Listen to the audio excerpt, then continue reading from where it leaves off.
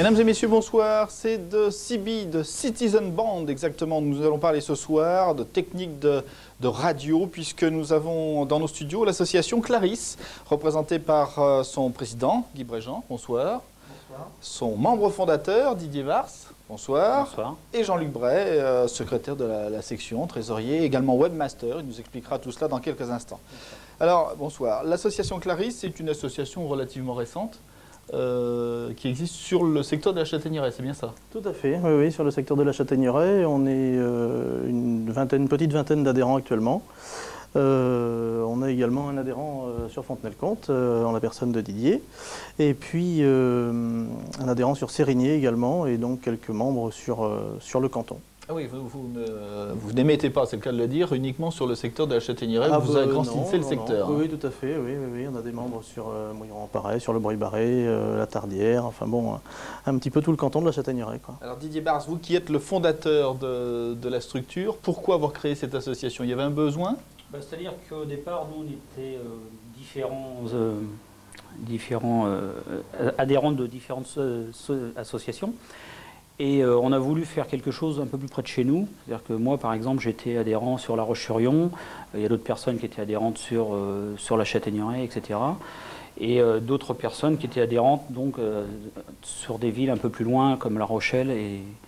Et donc, nous avons voulu donc, créer une association plus locale. Mais au niveau, tout à l'heure, vous étiez en train de dire, vous émettez que sur la Châtaigneraie. C'est-à-dire qu'au niveau de la Citizen Band, on émet dans le monde entier. C'était le jeu de mots, parce qu'effectivement, oui, sur les ondes, on dépasse largement les frontières administratives. Oui, voilà, c'est-à-dire que là, l'association a été créée surtout donc, pour réunir des gens, pour qu'on puisse au moins se côtoyer facilement, quoi. Parce que bon, quand vous êtes adhérent d'une association sur La Roche-sur-Yon ou sur La Rochelle et que vous habitez par exemple Fontenay-le-Comte, c'est un peu compliqué quand vous avez des réunions ou quand vous avez des, comme là par exemple, un salon, bon, ben, faire les déplacements c'est toujours un peu compliqué, quoi. Voilà. Alors, ce qui veut dire qu'il n'y a que peu d'associations finalement dans un département comme le nôtre. Si on prend l'exemple de la Vendée. Ben, si on prend l'exemple de la Vendée, oui, il y a très peu d'associations. Il doit y en avoir, il y en a une ou deux sur La Roche-sur-Yon, il y a donc la nôtre. Et puis il va y en avoir une ou deux ou trois sur des grandes villes comme Les Sables, comme Chaland. Mais, il y en a une à Luçon. Il y en a eu une à Luçon, je ne sais pas si elle existe toujours. Mais voilà, il n'y en a pas énormément, il n'y en a pas une dans chaque village. Alors, définition de Clarisse, c'est une association qui touche aussi bien la CIBI que les radios amateurs. C'est quoi le champ d'action? Clarisse, ce sont donc 6 lettres qui veulent dire quelque chose, c'est pas pris au hasard. Donc Clarisse, c'est CIBI, logistique, assistance, radioguidage, information, service. 6 lettres donc, qui ont toutes une fonction particulière. Donc CIBI, Citizen Band, la bande du citoyen. Donc on est avant tout une association de cibistes pour répondre à votre question, mais on a également un membre qui est radioamateur et il n'y a aucun problème, ça se passe très très bien. Assistance, radio-guidage, information, c'est donc que vous offrez des services à la population et à d'autres structures, même d'autres associations. Voilà, c'est ça, oui. Oui, alors au niveau logistique, bon, bah, c'est la mise en place de manifestations telles que notre forum, si on peut dire, la 48 heures de radio. C'est également l'organisation de rallyes touristiques tous les ans. Également l'organisation de jeux cibistes qui s'appellent des chasses aux renards, qui n'ont rien à voir avec les renards, mais qui sont en fait des jeux de recherche de balises.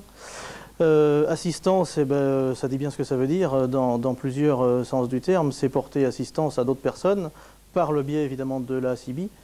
Donc en cas de problème, ça peut être sur la route, ça peut être, on entend des gens par exemple en mer, on peut avoir un appel de détresse, enfin bon, on peut répondre à différentes questions.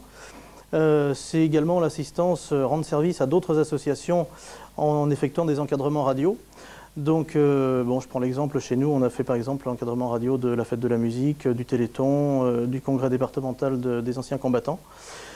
Le but du jeu, dans ce cas-là, c'est d'utiliser la CIBI pour se trouver ou pour trouver des gens sur le terrain de manière à résoudre des problèmes qui se posent. Vous faites le relais. Voilà, on est des relais entre les personnes qui, elles, ne sont pas équipées de CIBI et pas spécialement de portable. Quoi qu'en pensent certains, il y a encore beaucoup d'endroits où les portables ne passent pas. Donc la CB est très appréciée dans ces cas-là. Et puis en plus de ça, les communications ne coûtent rien, donc c'est quand même très appréciable. Le R, donc radio-guidage, eh bien là vous arrivez à Luçon, vous cherchez Télé Sud Vendée, eh bien vous lancez un appel. Et puis il y a quelqu'un, bon pas de chez nous parce qu'on n'a pas d'adhérent sur Luçon, mais il y a quelqu'un qui risque de vous répondre en vous disant, ben voilà la station, bonjour, qui va vous envoyer d'abord les cordialités d'usage, et puis vous demander en général de passer sur un autre canal, et vous indiquer, en vous demandant déjà où vous vous trouvez, vous indiquez l'itinéraire exact pour vous rendre à l'endroit que vous recherchez, sans encombre, en évitant les embouteillages. Et directement, c'est un gain de temps précieux, en particulier pour des professionnels. Information, ben là aussi, c'est donner toutes les informations qu'il peut y avoir, notamment au niveau de l'état des routes, des travaux, des embouteillages, enfin, tout ce qu'il peut y avoir. Et puis service, ben, ça regroupe, je crois, tout ce qu'on a dit. On est un petit peu au service des autres. Et aussi, on informe évidemment les débutants dans le domaine, les novices qui veulent s'intéresser à la radio et à la CB en particulier. Alors, la notion de CB, en fin de compte, c'est un poste radio amélioré dans lequel on peut communiquer. C'est quoi la définition de la CB? Ben, c'est des émetteurs donc, qui fonctionnent sur le 27 MHz. Pour se donner une petite idée des ondes, bon, quand on écoute la radio, les radios FM se trouvent entre le 88 et le 108 MHz. Ça, je crois qu'il y a beaucoup de gens qui le savent. Mais le spectre radio est réparti sur une bande en fait, qui va de 0 à l'infini, qui vous sert également pour transmettre vos images. Donc nous, la fréquence utilisée pour la CB, c'est globalement le 27 MHz. On ne va pas dire toute la bande du 27 MHz, mais une grande partie, ainsi qu'un tout petit peu de la fin du 26 MHz. La CB est née en fait suite à la guerre de 39-45. L'armée américaine se servait de cette fréquence-là pour des liaisons militaires et s'est rendu compte en fait que c'était pas très fiable, à savoir qu'un jour ils arrivaient à se faire entendre à 2 ou 3 km et puis le lendemain ils passaient à l'autre bout du monde, quoi. Ce qui pouvait être contraignant dans certains cas. Donc dans les années 50, les postes ont été offerts au public, si on peut dire, aux citoyens, d'où le nom Citizen Band, la bande du citoyen. Ils ont été bien vite récupérés par les routiers américains, qui faisant déjà à l'époque des longs trajets sur des routes bien droites et souvent en convoi risquaient de s'endormir, donc ça leur servait à se dire bah dis donc Jojo, tu vas de travers là, donc il faudrait peut-être te réveiller. Tiens, t'as vu, il y a ça à droite ou il y a ça à gauche, ou bon, voilà, c'était ça. À pas s'endormir. Ça servait surtout à pas s'endormir. Et puis les premiers postes sont arrivés après en Europe dans les années fin 60, début 70 à ma connaissance. Moi, j'en faisais pas à ce moment-là, évidemment. Mais d'après ce que j'en sais, c'est ça. Ensuite, il y a eu différentes normes, et la norme qui existe actuellement date de 82. Alors aujourd'hui, la CB, parce qu'on a l'impression que c'est un peu perdu de mode, la CB. Est-ce que c'est vrai? Est-ce qu'il y a moins d'adhérents CBistes qu'il y en a eu dans les années 80? C'est quoi? Un mot, Didier Bars? Oui, c'est-à-dire que c'est perdu de mode. C'est vrai qu'il y a beaucoup moins d'adhérents qu'il y en avait dans les années... la grosse période, ça a été les années 80. Il y a beaucoup moins d'adhérents parce que, justement, on a eu un problème avec cette bande, cette fréquence. C'est que lorsqu'ils ont instauré malheureusement le permis à points, les gens se sont attribués la CB pour se faire, en fin de compte, avoir un service de renseignement pour savoir si... un anti-radar. Un anti-radar, en fin de compte. Nous notre association, c'est pas du tout dans ce domaine-là qu'on s'en sert. Nous, on s'en sert donc, c'est surtout pour la convivialité, déjà au départ. Et donc le fait d'avoir donc une saturation de personnes sur ces fréquences-là, ça a dégoûté quand même pas mal de monde. Ce qui fait que bon, déjà tous ceux qui en ont acheté à très bas prix, qui ont installé ça dans leur véhicule, ils ne comprenaient pas pourquoi ça grésillait, etc. Ils avaient du mal à les régler. Et dès que ces gens-là ont commencé à les mettre dehors de leur véhicule, il y en a eu beaucoup sur le marché.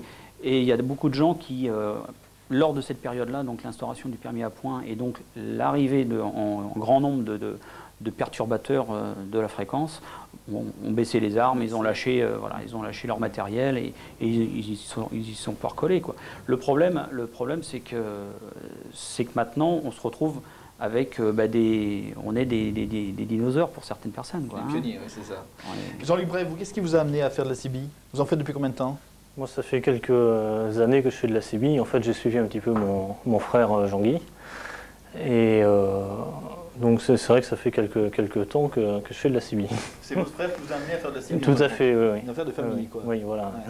Et alors, maintenant, c'est vraiment une passion? Maintenant, c'est une passion et je me suis penché donc, sur le site internet de l'association, donc qui a été fait depuis janvier 99.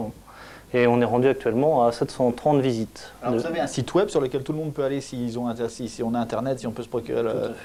Et vous avez quoi? Tous les renseignements sur... On propose beaucoup de services. Donc déjà, on présente l'historique de l'association. On a aussi un flash info, on a des petites annonces, on présente nos activités. Donc le principal de l'association. Alors le site c'est http://asso.clarisse.online.fr pour ceux qui sont intéressés. Bien ça. Il y a le renseignement pratique sur l'association Clarisse. Ouais, ça demande du temps, ça aussi de préparation. Plus pas mal de documents sur la CIBI en général. Des liens peut-être qui vous permettent de se balader. Voilà, tout à fait. Ouais. Bien, donc on voit que l'association est bien structurée, bien organisée aujourd'hui. Alors elle organise cette association ce week-end, les 48 heures de radio non-stop. C'est le titre officiel, c'est bien ça? C'est le titre officiel, oui, tout à fait, oui. C'est une première? Oui, c'est une première, oui. Faite sous cette forme-là, c'est une première, oui. C'est pas un forum, c'est pas un salon, c'est 48 heures de radio non-stop, donc 48 heures de radio qui vont nous permettre déjà d'émettre, évidemment. On a déjà fait ça dans des endroits un petit peu originaux, c'est-à-dire la première fois en 99 sur la base ULM du Breuil-Barré. Pourquoi sur la base du ULM du Breuil-Barré? Parce que c'est un point haut et qu'on recherche toujours les points hauts pour pouvoir émettre plus facilement. Ça nous permet de faire des contacts à longue distance. Alors souvent les gens nous disent à longue distance c'est quoi? C'est soit le département du Gard, pour prendre un exemple. Le département du Gard. Ah oui, et lors de notre deuxième activation, puisque c'est comme ça que ça s'appelle, sur le pont de Coquillot, donc tout près de la Châtaigneraie, on a fait un contact avec le Japon, qui nous a été confirmé par carte, parce qu'en fait le but du jeu ensuite c'est ça, c'est un aspect méconnu de la CIBI, donc ce qu'on appelle le DX, la distance X, le contact longue distance, quoi. X parce qu'on ne sait jamais où ça tombe, quoi. C'est la propagation des ondes. Voilà, il faut des conditions météo assez particulières, Oui, c'est très curieux, c'est vraiment ce qu'on appelle la propagation, quoi. Oui, parce qu'on passe d'une antenne à une autre, on n'a pas de relais comme avec les portables. Donc si on a l'Afrique du Nord, eh bien on l'a de notre antenne qui se trouve en Vendée, chez nous, ou même en voiture. Il y a même des gens qui sont équipés en voiture pour faire de la longue distance, qui se sont habitués à se mettre sur des points hauts. On a un adhérent qui est fan du site des Moulins de Mouilleron, pour ne pas le citer, qui va là-bas régulièrement et qui fait des contacts fantastiques. Il a fait la Nouvelle-Calédonie il y a une quinzaine de jours, là. Donc voilà, c'est un autre plaisir. Bon là, le but c'est avant tout le plaisir de faire le contact, de se dire tiens, avec mon poste et mon antenne, j'ai réussi à taper là-bas, quoi. Donc ça, c'est déjà un super plaisir quand on aime la radio. Et puis la finalité, c'est donc un échange de cartes qui débouche parfois sur un échange de coordonnées, enfin de coordonnées plus personnelles, je dirais, parce qu'on passe souvent par des boîtes postales. Et des fois sur des liens qui restent après au niveau amitié, quoi. Il y a même des gens qui se rencontrent et puis voilà, quoi. Ça peut être très très sympa, hein. Alors pour ceux qui ne savent pas ce que c'est qu'un lieu de rencontre comme ça entre passionnés de radio, voici quelques images. C'était à Fontenay-le-Comte il y a très peu de temps, c'était le 7e forum de radiocommunication. Ça montre un petit peu l'ambiance qui y règne, ça montre un peu le matériel qui est exposé, parce qu'il y a aussi du matériel, on va en parler. C'était à Fontenay pour se mettre un petit peu dans cette ambiance-là. F1NDK, F1NDL, F1RCV, F5KDR. Non, ce ne sont pas des codes d'agents secrets, mais des indicatifs de radio amateurs et de clubs de radio amateurs. Ces derniers étaient rassemblés dimanche à la salle Bel Air de Fontenay-le-Comte pour le 7e forum de radiocommunication. 300 adhérents sont répertoriés dans le club local qui concerne le Sud-Vendée, le Nord-Charente-Maritime et l'Ouest de Sèvres. Et ce dimanche, une quinzaine d'exposants de tout le Grand Ouest y étaient rassemblés avec du matériel très divers. Le principal but de cette manifestation, c'est déjà d'une part de se retrouver entre nous, entre radioamateurs, et de pouvoir, donner une image du radioamateurisme à la population locale. Et à ce chapitre-là, il reste beaucoup à faire. Oui et non, parce que bon, il y a beaucoup de, souvent de malentendus ou de petites frictions avec le voisinage, mais bon, bien souvent, ça se règle dans la plupart des cas. C'est-à-dire qu'aujourd'hui, il est facile de devenir radioamateur. Facile, oui et non. Il faut quand même travailler un petit peu. C'est autodidacte. formation, soit personnelle, soit par le biais d'un radio-club, comme le nôtre par exemple, où on fait de la formation maintenant depuis 2 ans sur Fontenay-le-Comte. Est-ce que ça nécessite des moyens, notamment moyens financiers importants, de devenir radioamateur? Alors les moyens financiers, je dirais que n'importe qui peut devenir radioamateur. Il y a des frais d'inscription pour passer la licence et pour après payer une redevance pour pouvoir émettre. Mais bon, ça s'élève à 200 francs pour l'inscription et 300 francs à l'année pour l'autorisation d'émettre. Et après, bon, le matériel. Le matériel est assez onéreux quand on veut être dans le haut de pointe, comment dire. C'est pas le matériel haut de gamme, quoi. Le matériel haut de gamme et au dernier cri. Alors ici, on voit un peu de tout, hein. Il y a du CB, il y a de la CB, il y a du radio amateur très performant, on voit des anciens matériels également, et c'est vraiment un peu de tout là. C'est vrai, le radioamateurisme est ouvert à tout le monde, donc c'est pour ça qu'on trouve aussi des cibistes, parce que bon, faut savoir que beaucoup de cibistes sont des passionnés de radio, et après se lancent dans le monde du radioamateurisme en se lançant à passer la licence. Donc on invite tout le monde à participer, aussi bien les cibistes que les écouteurs, qui eux aussi sont des passionnés de radio, mais dans le sens écoute météo, écoute des balises, enfin bon, il y a beaucoup de choses à écouter, plus qu'on ne le pense. Radioamateurs, cibistes, écouteurs, passionnés de mort s'étaient donc rassemblés dans ce temple de l'alimentation stabilisée, de l'émetteur-récepteur UHF, VHF ultra compact et autres pièces électroniques diverses. Parmi ceux-ci, un jeune sud-vendéen, fils de radioamateur qui a passé sa licence à l'âge de 12 ans. C'était alors le plus jeune radioamateur de l'ouest de la France. J'ai été amené par les familles, par les parents, enfin, par mon père, qui est radioamateur lui-même. Et comme j'aime bien, c'est intéressant. Qu'est-ce que ça t'apporte finalement de communiquer comme ça? On communique avec les gens, on peut leur parler, on communique avec des gens qui sont un peu plus loin que la Vendée. Et on peut faire plus que communiquer, on peut envoyer des images, se voir, c'est comme l'ancêtre d'Internet si on peut. Alors justement aujourd'hui il y a Internet, est-ce que ça vient pas tuer un petit peu les radioamateurs? Les radioamateurs c'est un peu sacré, c'est pas la même chose. C'est les antennes, Internet c'est un ordinateur, pour moi c'est pas la même chose. Et pourtant c'est à peu près le même résultat par contre. C'est à peu près le même résultat, mais sur les radioamateurs on communique avec la voix, que sur Internet c'est plus par l'écrit. Une passion qui a le mérite de faire communiquer des personnes, toutes générations confondues. Voilà, donc on voit le monde des radioamateurs qui n'a rien à voir, enfin rien à voir. Ce n'est pas du tout la même chose que pour le monde des CB. La CB est beaucoup moins exigeante en fin de compte, hein. Là, il y a des tas de concours, il y a des tas de règlements. La CB, c'est beaucoup plus simple en fin de compte. C'est pas d'État, mais bon, déjà, c'est sympa que vous ayez passé ce reportage-là, puisque bon, Jean-Pascal et le CRAV nous font toujours l'amitié de nous inviter quand ils font leur salon. On est la seule association cibiste représentée sur ce salon, donc on est très très content de cette invitation tous les ans, et on y est fidèle. On peut d'ailleurs saluer Jean-Pascal au passage, ainsi que tous les gens qui nous connaissent ou qui nous reconnaissent.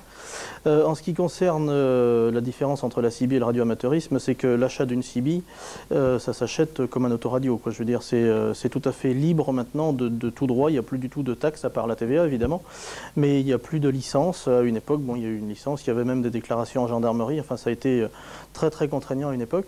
Maintenant, on se sert et on achète une CB, voilà, on l'achète, on l'installe et c'est tout. Combien ça coûte une CB à peu près? Alors bon, j'ai apporté 3 appareils différents justement là pour donner un petit peu une idée au public de ce qui peut exister comme matériel. Je ne sais pas lequel vous allez voir en premier. On va essayer de montrer ces matériels qui sont à ma droite là. Si Claire peut nous zoomer sur ce matériel-là, ça va être difficile. Ou d'abord, peut-être Martin sur le portable qui est peut-être le plus moderne, je dirais. Oui, c'est le dernier cri. Hein. Oui, c'est dans les tout derniers modèles, fabriqués par une totalement autonome, pas besoin d'alimentation. Voilà, une grande société de matériel CB. Pas besoin d'alimentation, mais qui peut quand même se transformer en poste mobile, ce qui est quand même intéressant. Bon, actuellement, neuf, ça vaut 1300 à 1400 francs, un appareil comme ça. Hein. On peut y brancher une antenne extérieure, on peut même l'utiliser en poste fixe si on veut. Un appareil. D'avoir un autre appareil en prise de vue. Je le catalogue comme étant un appareil plus classique. Voilà, tout à fait, c'est exactement ça, oui, c'est un petit poste de voiture. Ça vaut actuellement 700-800 francs. Il y en a qui sont encore plus petits et qui valent encore beaucoup moins. En sachant que bon, c'est les prix neufs et que sur le marché de l'occasion, un appareil comme ça vaut entre 300 et 400 francs, quoi. Ouais. Et il faut ajouter à ça une antenne, évidemment, au minimum. Au minimum une antenne, au maximum une antenne. On peut rajouter également un micro plus performant. Et puis un tosmètre pour vérifier le réglage de l'antenne, parce que utiliser une antenne mal accordée, c'est comme jouer avec une guitare sans l'accorder, c'est-à-dire que c'est horrible. C'est horrible, et puis on risque d'abîmer le poste en plus. Et celui-là, bon, c'est un équipement un petit peu plus complet, qui permet d'accéder à la BLU, donc à faire de la longue distance. Les deux petits appareils qui sont en dessous, c'est un tosmètre et un préampli de réception, donc qui augmente la qualité de réception. Un appareil comme ça, actuellement sur le marché, ça ne se retrouve que d'occasion, puisque c'est un appareil qui a une bonne quinzaine d'années maintenant. Ça vaut à peu près 600-700 francs d'occasion. L'équivalent en neuf vaut à peu près le même prix que le portable, aux alentours de 1300-1400 francs. Donc relativement accessible. Oui, oui, tout à fait. Oui. Pour en revenir à cette opération 48 heures de radio non-stop, l'événement, c'est bien sûr ces contacts de radio que vous allez essayer d'instaurer pendant 48 heures en relais, c'est ça? C'est un système de relais que vous allez... De relais entre nos membres, oui. Parce qu'on est quelques-uns à être fans de longue distance, donc on a prévu effectivement de faire de l'émission réception en longue distance et aussi en local pour montrer aux gens justement les côtés utiles et conviviaux de la CB, qui sont parfois méconnus par rapport à ce qu'on disait tout à l'heure. On a également une expo qui va sûrement éveiller les esprits de certains, parce qu'on va avoir des postes, bon ceux-là sont contemporains, ceux qu'on vous a apportés ce soir, mais on va en avoir là qui sont de la fin des années 70 jusqu'à nos jours. Donc on va justement voir l'évolution entre un portable de 85, 87 par rapport au petit qu'on a là. Il y a une sacrée évolution, c'est comme dans les téléphones, ça bouge. Et ça se réduit par rapport aux composants tout simplement. On va également avoir une exposition de postes TSF qui eux datent des années 30 pour les plus anciens aux années 60. Les années 20, quoi. Les plus anciens peut-être, des années 20. Les années 20. Bon. On va également avoir des récepteurs pour écouter la bande aviation et la bande marine, puisqu'on a donc un adhérent qui est radioamateur et on a aussi un adhérent qui est heureux possesseur d'un bateau, donc équipé d'une VHF marine. Et on va pouvoir avoir accès à l'écoute des bandes marines, ce qui peut aussi être intéressant. On va également avoir une démonstration d'Internet, donc grâce à Jean-Luc, qui va pouvoir faire visiter entre autres le site de l'association, mais également d'autres sites, puisque la municipalité de la Châtaigneraie nous a aimablement déjà prêté la salle et puis autorisé à utiliser la ligne téléphonique de la salle. Donc c'est quand même très sympa de leur part. On va également avoir une démonstration de SSTV, là aussi grâce à notre adhérent qui est radioamateur, Gilles. C'est quoi ça, la SSTV ? Alors la SSTV, il y a déjà TV dedans, donc c'est bien de la télé, mais c'est en fait de la transmission d'images par l'intermédiaire de radio. Donc ça se fait avant tout dans le domaine du radioamateurisme. C'est un petit peu ce qu'on a vu en reportage tout à l'heure. Tout à fait, c'était un petit peu ça, où ils en faisaient à Fontenay, les radioamateurs. Ça se fait aussi maintenant en bande CB. Donc c'est l'association de la CB et de l'ordinateur. On récupère des images dans l'ordinateur et on les envoie sur les ondes par le même principe qu'on fait des contacts en phonie, donc en se parlant. Eh ben, on peut avoir le plaisir d'envoyer une image en Martinique ou d'en recevoir une de Pologne ou de l'autre bout du monde. C'est assez nouveau et assez inédit et original. Et donc gratuitement, toujours pareil. Et toujours gratuitement. C'est toujours le même principe, c'est que l'émission que nous on envoie est totalement gratuite. Donc c'est le principe du fax, mais gratuit. C'est ça, c'est que j'allais vous dire qu'aujourd'hui il y a Internet, il y a des systèmes de webcam, etc. Mais tout ça, ça a un coût. Alors que vous, effectivement, c'est entièrement gratuit. Tout est gratuit. La seule chose, c'est le prix d'achat de l'appareil. Et ensuite, l'émission, réception est complètement gratuite. Et le cours, voilà. D'accord. Et ce qu'on va voir aussi, évidemment, c'est une expo de nos activités, puisqu'on a quand même fait plusieurs activités, entre autres 3 rallyes touristiques depuis depuis la création de l'association. Et puis quelques matériels à vendre, mais vraiment quelques-uns, parce que ce n'était pas notre vocation première. Ça nous a été demandé, donc on a répondu favorablement à cette demande, mais ce n'était pas notre but premier, donc on va avoir quand même un petit peu de postes à vendre. Mais c'est surtout pour le plaisir des yeux et pour s'informer. Et c'est donc ouvert au grand public. Et c'est ouvert au grand public, et l'entrée est gratuite. Et l'entrée est gratuite. Et les gens seront les bienvenus, bien sûr. La salle Belle Épine, un mot pour la situer à la Châtaigneraie. En plein centre-ville, sur la place de la République, c'est-à-dire que quand on trouve l'église, on trouve la salle, c'est juste en dessous. Juste en dessous de l'église de la Châtaigneraie. Voilà, ouais. Pour cet événement, 48 heures de radio non-stop, on a peu parlé de la démonstration informatique et Internet. Jean-Luc Bray, un mot sur cette démonstration, vous allez montrer quoi? Il y a des sites Internet spécial CB? Il y a quelques sites, il y a surtout des sites radio amateurs, encore une fois. Enfin, encore une fois, c'est pas méchant pour eux, bien au contraire. Mais c'est vrai qu'il n'y a pas beaucoup de sites CB. Même des sites étrangers, des sites américains par exemple, ça n'existe pas ou peu? Non, en CB, il n'y en a pas beaucoup. On peut en retrouver quelques-uns sur notre site encore, dans la page de liens. Mais c'est vrai qu'il n'y en a pas beaucoup. C'est dommage. Il y a quand même les sociétés, les marchands de CB, qui eux ont des sites pro, quoi, hein, pour présenter leur matériel tout simplement. Mais pas spécialement pour donner des conseils. Nous là aussi, le but de notre site, c'est d'informer les gens, et on voit que ça fonctionne puisqu'on a régulièrement des messages qui nous viennent de la France entière, de gens qui nous demandent des conseils, par exemple pour monter une CB sur un camping-car, pour monter une CB sur un tracteur, pour monter une CB sur une moto. Nous, pour info, on a monté une CB sur un VTT pour faire des assistances justement dans la foule.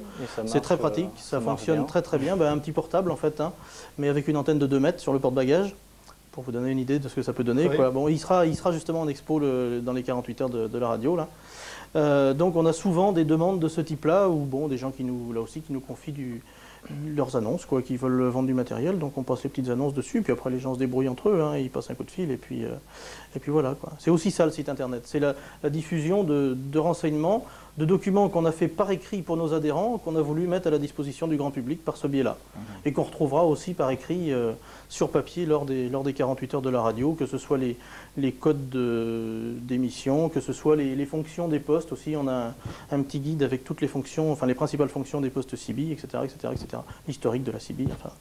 Didier Bars, pour pratiquement le mot de conclusion, vous attendez quoi de cette journée? D'avoir de nouveaux adhérents, de provoquer de nouvelles rencontres? Déjà, surtout de faire découvrir à tout le monde ce qu'est la CB, et que de toute manière, c'est pas mort, ça ne mourra pas, parce qu'il y a toujours quelques adhérents, et c'est peut-être une façon aussi de prouver aux gens que c'est toujours vivant, quoi. Il y a du monde, il y a des intéressés, il y a des gens aussi qui sont intéressés, qui s'y seraient intéressés s'il n'y avait pas eu justement ce que je disais tout à l'heure, cet afflux de personnes sur des fréquences, qui seraient, comme par exemple les agriculteurs. Vous avez beaucoup d'agriculteurs, des jeunes agriculteurs, qui en ont dans leur voiture, qui en ont chez eux en fixe, et qui en ont dans leur tracteur. Ils arrivent en bout de champ en sachant qu'ils ont des sacs à préparer pour recharger en engrais. Ils lancent un appel chez eux, il y a le beau-frère ou le frère ou l'employé agricole qui est là, qui prépare les sacs, tout est prêt, le tracteur arrive, et voilà, c'est fait d'une pierre deux coups, quoi. Donc ça peut être utile pour plein de choses comme ça, quoi. Et encore une fois, par rapport au portable, c'est gratuit. C'est gratuit, c'est ça. C'est que ça, c'est le message, effectivement. C'est gratuit, et puis, mais c'est pas bon. Les gens, ils ont souvent fait la confusion avec ça. C'est aussi ce qui a tué un petit peu la CB depuis 5-6 ans. En plus de l'afflux de personnes par rapport au permis à points en 92, on a remarqué depuis non pas 5-6 ans, parce qu'il n'y avait pas tellement de portables à cette époque-là, mais depuis 2 ans à peu près, une chute sévère. Parce que bon, il y avait beaucoup de jeunes qui utilisaient la CB, ne serait-ce que le vendredi soir ou le samedi soir, pour dire tiens, dis donc, qu'est-ce qu'on fait ce soir, qu'est-ce que si, qu'est-ce que ça, qu'est-ce que bon. Ils sont tous venus au portable. Même certains routiers se sont équipés de portables et se rééquipent CB, surtout pour les radioguidages. Parce que quand ils téléphonent dans une entreprise et puis qu'ils tombent sur une secrétaire qui passe dans des rues avec sa voiture et qui est incapable de connaître l'essence de circulation pour un 40 tonnes, il y en a certains, ils ont eu des surprises. Hein, ils se sont retrouvés en sens interdit. Tout le monde n'a pas le RDS dans son camion. Ah, la CB bien pratique. Le GPS, plutôt, oui, le GPS, non, le GPS, ça ne résout pas tout. Hein. Ouais. Ça ne résout pas tout. La CB, c'est la façon de connaître en temps réel les problèmes qui peuvent se passer. Vous êtes sur l'autoroute. Bon, il y a eu par exemple les grands carambolages sur l'autoroute A10 qui ont fait des dizaines de morts. Actuellement, on peut se dire qu'il y en aurait eu beaucoup plus si certaines personnes n'avaient pas eu la CB, parce que la CB, justement, a évité des suraccidents. Et ça peut toujours fonctionner dans ces cas-là, ça fonctionne toujours, tous les jours. Il y a des gens qui signalent justement un accident ou un problème quelconque grâce à la CB et qui peut permettre ensuite d'appeler les secours par ce biais-là ou par le biais d'un téléphone après. Un dernier mot, Didier Bars? À savoir que la CB aux États-Unis, les autorités se servent donc aussi de la CB pour contacter les poids lourds qui servent à faire des barrages quand ils font des poursuites de voitures. Hein. Ouais. Oui, C'est un outil. Le téléphone, vous parlez à une personne en face et vous avez donc deux interlocuteurs. La CB, vous avez 10, 20, 30 personnes. Tous ceux qui vous écoutent vous entendent sur ce canal. C'est-à-dire que vous pouvez être le seul à parler et être écouté par des centaines de personnes. C'est l'avantage pour des assistances radio, justement, où on peut parler à 5 personnes d'un coup, dans une salle, sur un site, dans une ville. On peut contacter toutes les personnes qui sont sur le même canal en même temps et retrouver quelqu'un en un temps record. Alors que si on se servait de portable pour faire des choses comme ça, d'une, on n'est pas sûr que ça passe à cause des problèmes de relais et d'affluence. De deux, on aurait une énorme perte de temps par le fait qu'il faudrait composer 5, 6, 10 numéros pour avoir toutes les personnes. Avec la CB, on n'a pas ce problème-là. On a bien compris le message. Messieurs, merci. Bon courage pour votre 48 heures de radio non-stop. C'est ce samedi et dimanche, toute la journée, à la salle Belle Épine, à la Châtaigneraie, et l'entrée est gratuite. Merci de votre venue dans nos studios. À très bientôt. Nous espérons vous revoir pour une prochaine édition, parce que je pense que c'est peut-être quelque chose qui va être amené à se développer. Nous aurons l'occasion d'en reparler. Tout de suite, le journal d'information. Et puis ce soir, un deuxième plateau, exceptionnellement, à 21 h. Nous recevrons les organisateurs du Salon du Livre de Luçon. A tout de suite, donc, si vous le désirez, pour une autre émission en direct depuis nos studios luçonnais.